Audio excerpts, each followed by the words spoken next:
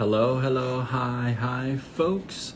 Happy Monday, in hopes that you squeezed more out of your day than the day squeezed out of you. Welcome. Good to see you. This is the first time. That I've gone live in Instagram for a long time, and the reason is. For some strange reason, I can't go live on Facebook. So for some strange reason, I don't know what's going on. So if you're new to my lives, if you're new to my videos, welcome. Good to see you. If you are a vet, then I appreciate you, obviously. And just to give you a little background, if you're watching this for the first time, Hi, Mayam June. How are you? Salam. How are you? Welcome. So just to give you a background, I've been going live since January 1st, 2019, and I haven't stopped since. So I've been going live since then, every single day. So tonight I want to talk about Stoics. If you don't know, I'm a big fan of the Stoics, and I can't say I'm a scholar per se, but I do study Stoicism, and one obviously the big one that I talk about all the time is Meditations by Seneca. If you don't have that book, that's a great book to get. Tonight though, Stoics. And what we can learn from Stoics about suffering, right? And here's what I gotta say to you. A Stoic does not suffer imagined troubles. Yes, they're prepared for anything.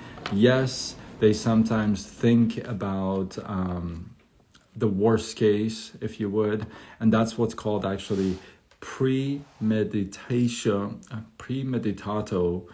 malorum. Gosh, I practiced saying that, but this is a tough one to pronounce. Just go with it, okay? That's what it is. They prepare for the worst case, right? But what they don't do, Seneca says, hey Jamie, how are you? Welcome. Good to see you. If you're joining me for the first time, this is first time I'm going live in Instagram for a long time. So welcome. Good to see you, brother. So what they don't do, Seneca says, is that they don't borrow suffering.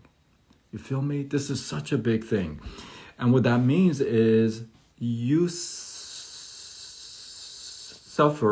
before you need to suffer, right? In anticipation of things. Like, there's no real reason, right? But you anticipate an event, and therefore, because of that anticipation, because of what you are developing in your mind, you start to what? Suffer before even anything has happened, right? We look at things as they are right now. That's what the Stoics do. They look at things right now. And that's what we're going to deal with. And that's the most important thing. What else are you going to deal with? You're going to deal with yesterday? Well, that's kind of gone. Are you going to deal with tomorrow? Well, that's kind of not here yet. So the only thing you can really deal with is what you got on your hands, right? And that's right now. One of the most popular Stoic quotes, and I know you know this quote, and this is probably the most quoted quote of the Stoics, is that one by Seneca. And it says, we suffer more in imagination than in reality, right? We suffer more in imagination than in reality. What that means is that anxiety, worry, doubt, we're sort of projecting out into the future, right? All these terrible things that might not even happen, right? We're just projecting them. Doubt, anxiety, hurt, pain, worry, right? It also makes us very unprepared, right? This makes us kind of miserable, right? I mean, think about it. You're projecting worrisome thoughts into the future, and none of them are actually happening or have happened yet. So in a sense, that makes you really miserable because you're not letting the present get to you. You're kind of bypassing what it is now in anticipation of what it could be tomorrow, but the way you're predicting tomorrow, it's going to be pretty bad. So it makes your now kind of miserable. It makes you unprepared. It makes you reject the present moment. Why? Because you're not even here. You're like worrying about tomorrow. You're not even here. It makes you unable to do what you really should be doing. And what is that? Focusing on the now, right? A lot of times we are so anxious about tomorrow that we forget about like right now, right? Let's say, for example, I don't know if you've experienced this before. Maybe you're having a meal and you're just really enjoying. I'm really big on steak if you guys haven't seen that already. But let's say I'm having a really nice piece of steak, just medium rare, just the outside is just beautiful, beautifully flavored. And I have it on a magnificent plate with grilled veggies, asparagus, potato. Maybe that's your thing. That's my thing. It's like a perfect plate, right? And I take my first cut into the steak, and instead of me enjoying this, I'm thinking about tomorrow where I have to do something else. I'm worried about my meeting tomorrow. I'm worried about anything else tomorrow, right? And I'm not really enjoying my piece of steak. That what's important right now in front of me. How many of us do that all the time? All the time. We miss the present in, I'm going to plug in a word, in false anticipation of tomorrow. How many times do we do that?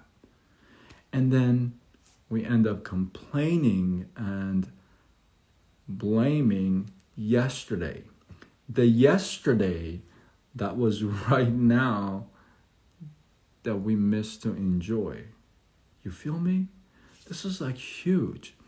So the Stoics do not suffer imagined troubles. A Stoic does not suffer imagined troubles. Let's learn from the Stoics in the sense that we should not suffer for imagined troubles. The troubles that are imagined, that haven't happened. Another quote out there, I forget who said it, but it said, most of the things I worried about didn't happen.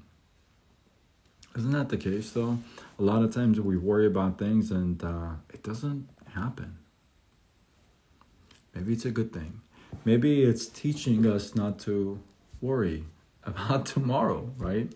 Let's learn from the Stoics. A Stoic does not suffer imagined troubles. I hope you got some love, some inspiration, some value from this. Like I said, I can't go live on Facebook. Maybe that's a blessing, so I'm going live here. I do have a couple of cool ideas for going live tomorrow through Facebook, though. Stick around with me. I think you'll appreciate it. I'd love to get your feedback on imagined troubles. And if you got a story that you imagined the trouble and that got you in actual trouble, I'd love to hear that story. We'd love to hear that story. Drop your comments below. Let this feed grow. I appreciate you guys, and like I said, I'd love to get your feedback. And remember, if you share, you show that you care. Until tomorrow, where we do it all over again. Much love.